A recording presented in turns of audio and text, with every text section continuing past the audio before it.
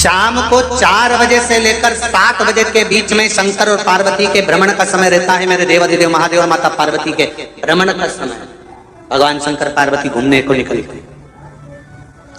इसलिए हमारा सनातन धर्म कहता है शाम के समय पर माताओं को झाड़ू नहीं लगाना चाहिए, शाम के समय पर माताओं को चूड़ी बिछिया नहीं बदलना चाहिए, शाम के समय पर माताओं को मांग में सिंदूरा नहीं भरना चाहिए, शाम के समय पर माताओं को बाल नहीं बांधना चाहिए, शाम के समय पर माताओं को चौखट पर नहीं बैठना चाहिए। उसका कारण क्या है? क्योंकि पार्वती जी ने भगवान भोलेनाथ जी से कहा था कि तुम मुझे रोज शाम के समय प्रदोष काल में भ्रमण के लिए लेकर जाते हो, मेरे लिए आज्ञा क्या है? शंकर भगवान ने कहा सुनो पार्वती, मंदिर के अंदर नंदी रहता है, जाने वाला यात्री जब मंदिर में मेरा दर्शन करने आता है तो नंदी के कानों में टक्कर जाता है कि शिव जी को मेरे यहाँ लेकर आना। मैं नंदी के अनुसार उनके घर जाता हूँ, मेरा काम है उनका कल्याण करना और तेरा काम है उनके घर की नारी को अखंड सौभाग्यवती का वर प्रदान करना, ये तेरा काम। तब पार्वती माता ने कहा अखंड सौभाग्यवती होने का वर मैं तो दे दूंगी, पर उस समय पर माताएं चूड़ी बदल रही होगी, हाथ से चूड़ी निकाल रही होगी तो मैं वर कैसे दे सकती हूँ? मांग भर रही होगी तो मैं वर कैसे दे सकती हूँ? उस समय पर चूड़ी बिछिया बदला जा रहा होगा तो मैं वर कैसे दे सकती हूँ? उस समय पर झाड़ू लग रही होगी तो मैं लक्ष्मी को वहां कैसे भेज सकती हूँ? आप बताओ। तो शंकर भगवान ने कहा प्रदोष का समय एक ऐसा समय होता है, शाम का समय ऐसा होता है जिस समय पर केवल शंकर और पार्वती की आराधना का समय होता है। हम तो कई लोगों से कहते हैं अगर आपके यहाँ संपदा नहीं आ रही है, बहुत मेहनत कर रहे हो, फल नहीं मिल रहा, कहीं नौकरी, कहीं सर्विस या कहीं व्यापार या व्यवसाय में कहीं तकलीफ आ रही है, हम सबसे कहते हैं शाम का समय पकड़ लो, शंकर जी के मंदिर में दिया लगाना प्रारंभ कर दो। शिव मंदिर में अगर दिया नहीं लगा रहे हो तो बेलपत्री के पेड़ के नीचे दिया लगा। बेलपत्री और शंकर जी के मंदिर में दिया नहीं लगा रहे तो शंकर जी के मंदिर के बाहर चौखट पर दिया लगा। इतना भी नहीं कर सकते तो अपने घर के बाहर अपने द्वार पर दिया लगा दो, पर शंकर जी के नाम का श्री शिवाय नमस्तुभ्यम बोलकर शंकर भगवान को याद कर कर अपनी कामना कर कर बाबा का स्मरण कर कर पंचाक्षर मंत्र नमः शिवाय, षडाक्षर मंत्र ओम नमः शिवाय, द्वादश अक्षर मंत्र ओम नमो भगवते वासुदेवाय, जो मंत्र तुमको याद है उसका स्मरण कर कर लक्ष्मी हो चाहे नारायण हो चाहे राम हो चाहे कृष्ण हो, स्मरण कर कर शाम के समय बाहर दिया लगा दो, दरवाजे के पास लगा दो। कुछ सुनेगा जरूर, आएगा तो उसका वेलकम जरूर होगा और वो कुछ देकर जरूर जाएगा।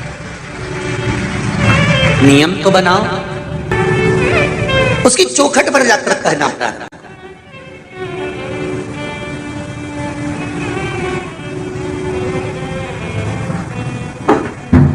बृहस्पति महाराज ने कहा कि शाम का समय जो प्रदोष का समय होता है उस समय पर इंद्रदेव तुम शंकर जी की आराधना करो। शिव आराधना से शंकर जी जो मार्ग प्रशस्त करेंगे, शिव आराधना से जो शंकर जी कहेंगे वो तुम करना, ठीक है? आराधना करी बाबा भोलेनाथ जी।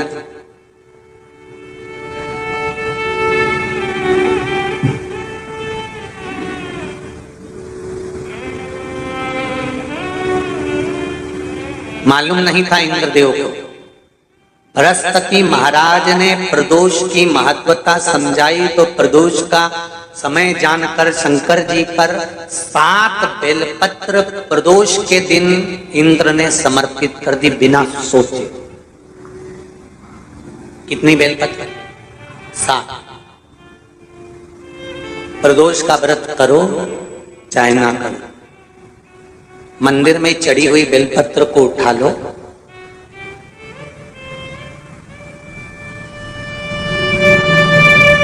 बेलपत्र का ब्रह्म कमल बना लो,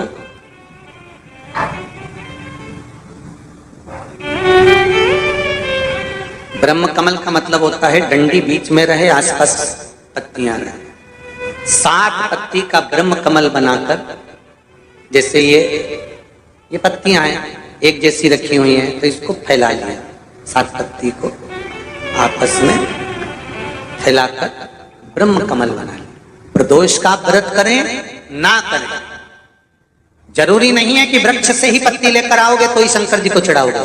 शिव जी पे से चढ़ी हुई उठाकर धोकर ब्रह्म कमल बनाकर बाबा से विनय कर कर, हे प्रभु आज मैं इस काम के लिए जा रहा हूं, बाबा मेरा यह कार्य है, बोलकर श्री शिवाय नमस्तुभ्यम बोलकर शिवलिंग पर समर्पित कर दो। दिन भर के प्रदोष व्रत का फल बाबा एक बेलपत्री समर्पित करने पर ही प्रदान कर देता है। शिव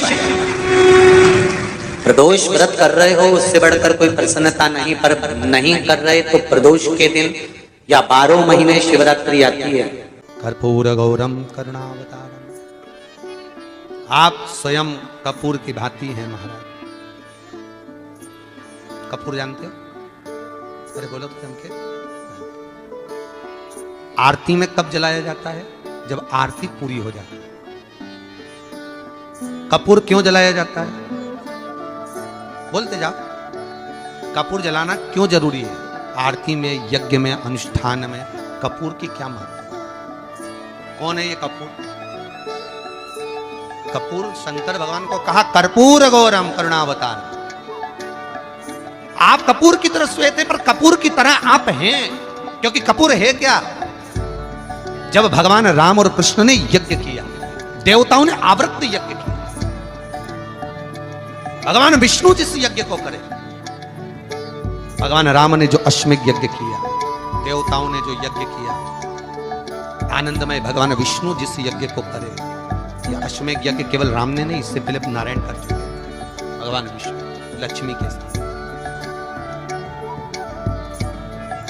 अश्वमेध यज्ञ का अश्व राम जी के समय पर तो लवकुश ने पकड़ा था, पर विष्णु भगवान के समय पर वो यज्ञ का घोड़ा सब दूर घूमता रहा। वो अश्व जो आया वापिस, तो भगवान विष्णु से उस अश्व ने निवेदन करा कि अब मुझे करना क्या, मैं सब दूर से आ चुका, क्या मैं पृथ्वी पर ऐसे ही भ्रमण करता रहूंगा, जगत में ऐसे ही घूमता रहूंगा? तब भगवान विष्णु ने भगवान शंकर से निवेदन करा कि इस अश्व का क्या करें। शंकर भगवान ने 33 कोटि देवताओं को विराजमान किया। शंकर अपने अंदर 33 कोटि देवताओं को बिठाकर, तब भगवान शंकर ने हाथ में गंगा का जल लेकर उस अश्व पर छोड़ा, तो उसको कपूर बना दिया। कपूर बनाकर उसको यज्ञ में समर्पित कर दिया।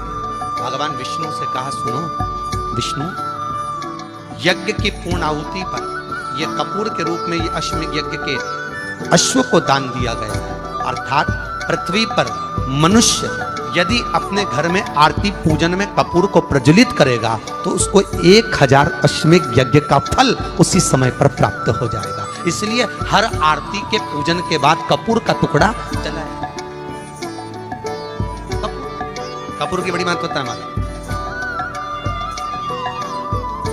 यदि घर में क्लेश मचा हुआ है, बहुत अशांति है, बहुत ज्यादा क्लेश है, बहुत ज्यादा क्लेश, तो कपूर के 4 टुकड़े कर लीजिए और 4 टुकड़े कर कर चारों दिशा में घर में रख दीजिए। कितना भी झगड़ा चल रहा होगा, कितना भी क्लेश मचा होगा, शांति हो जाएगी, अपने आप शांति हो जाएगी 5 या 7 मिनट के। बस कपूर के टुकड़े को 4 दिशा में रख। शिव का स्वरूप है अश्वमेध यज्ञ का फल प्रदान कर देना। कोई फैक्ट्री नहीं चल रही हो, कोई व्यापार नहीं चल रहा हो, तो एक कांच की प्याली में कपूर के 7 टुकड़े, फिटकरी के 2 टुकड़े और खड़े नमक का 1 टुकड़ा केवल उस प्याली में रख दीजिए महाराज। 15 दिन तक रखे रहने दो उसको, आपको खुद मालूम पड़ जाएगा कि व्यापार कैसे चलता है। आनंद की अनुभव होने लगे, अपने आप व्यापार दौड़े, अपने आप आपका व्यापार